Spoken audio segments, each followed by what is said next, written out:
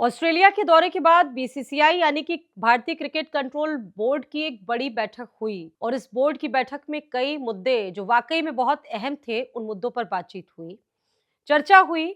चलिए उन बैठक से जुड़ी बातों का क्या निष्कर्ष निकला है वो भी हम आपको बता देते हैं। दरअसल आपने देखा होगा कि ऑस्ट्रेलिया के खिलाफ 5 मैचों की टेस्ट सीरीज में भारत को 1-3 से बड़ी ही शर्मनाक हार का सामना करना पड़ा। आपने देखा होगा कि भारत को कितनी शिकस्त मिली। इस हार की वजह भारतीय टीम ने 10 साल बाद बॉर्डर गावस्कर ट्रॉफी यानी कि बीजीटी गंवा दी थी। साथ ही साथ भारतीय team world test champion WT से मौजूदा साइकिल में फाइनल में भी नहीं पहुंच पाई, आपने देखा होगा।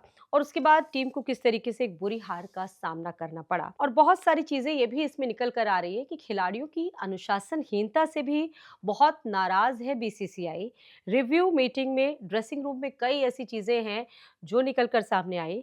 ये एक रिव्यू मीटिंग थी। इस मीटिंग में बताया गया कि भारतीय टीम के स्टार खिलाड़ी विराट कोहली और रोहित शर्मा के फ्यूचर प्लान को लेकर चर्चा हुई और भी बहुत सारी चीजें हैं जो इसको लेकर सामने आई हैं। रिव्यू बैठक में सामने आ रहा है कि गौतम गंभीर और खिलाड़ी परिवार के साथ रहने के मुद्दे पर सहमत थे।